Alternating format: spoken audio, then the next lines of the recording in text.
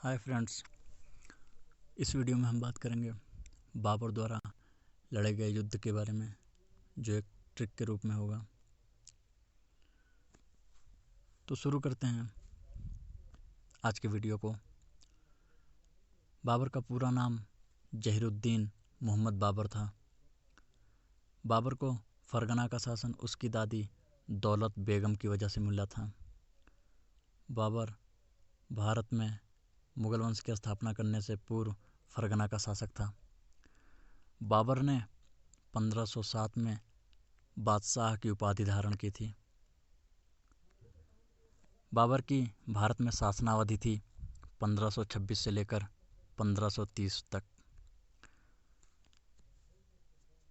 बाबर का जन्म 14 फरवरी 1483 को फरगना की घाटी में हुआ था और इसका निधन 26 दिसंबर 1530 को आगरा में हुआ। इसकी समाधि 2 जगह थी, एक आगरा एवं दूसरी काबुल। मृत्यु के बाद इसे सर्वप्रथम आगरा में दफनाया गया, लेकिन उसके बाद इसे काबुल में दोबारा दफनाया गया था।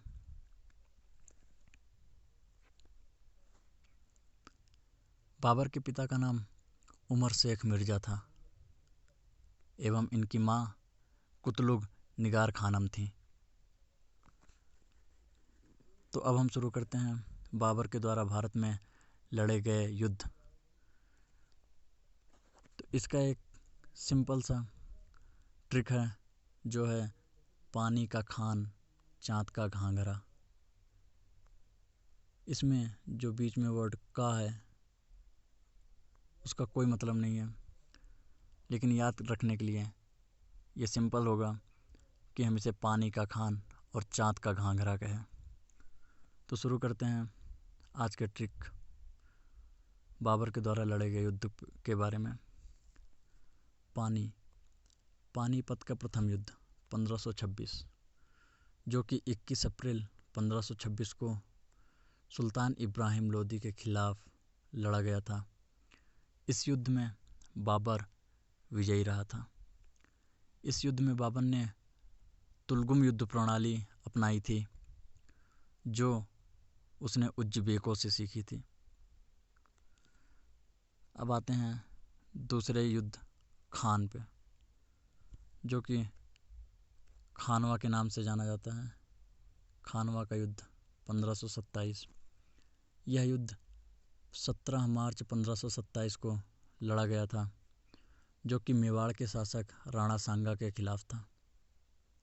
इस युद्ध में बाबर ने जीत हासिल की और अपने सैनिकों का उत्साह बढ़ाने के लिए इस युद्ध में उसने शराब पीने और बेचने पर प्रतिबंध की घोषणा कर दी और मुस्लिमों से तमगा कर न लेने की घोषणा की।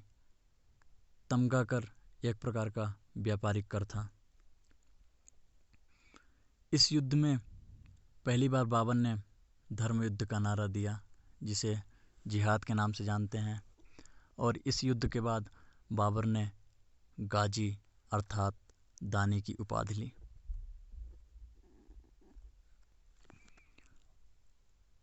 अब चलते हैं हम बाबर के द्वारा लड़े गए अगले युद्ध चाँद पर, जो चंदेरी का युद्ध के नाम से जाना जाता था। यह 1528 में लड़ा गया। 21 जनवरी 1528 को चंदेरी का राजपूत शासक मेदिनी राय और बाबर चंदेरी के रण में आमने सामने हुए और इस युद्ध में भी बाबर विजयी रहा था। बाबर के युद्ध के क्रम में हम अगली लड़ाई को देखते हैं, जो कि घाघरा के युद्ध के नाम से प्रसिद्ध हुआ। यह युद्ध 21 जनवरी 1529 को घाघरा में लड़ा गया, जिसमें बाबर अफ़गानी सेना को धूल चटाते हुए विजयी रहा। बाबर बहुत ही कम समय में भारत में मुगल वंश का एक मजबूत नींव रख चुका था, मगर दुर्भाग्यवश वह इस पे ज़्यादा दिन शासन नहीं कर पाया और 26 दिसंबर 1530 को आगरा में इसका देहांत हो गया।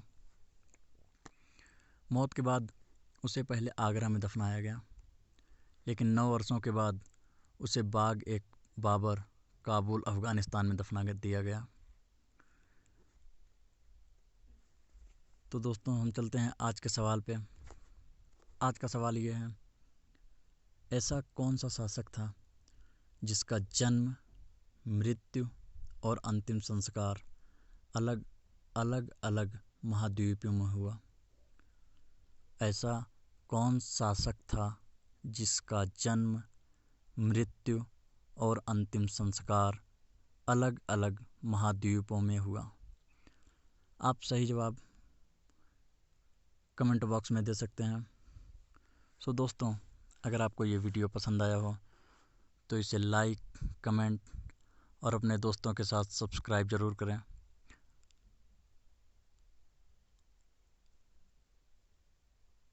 और इसे सब्सक्राइब करके बेल आइकन को दबाना ना भूलें।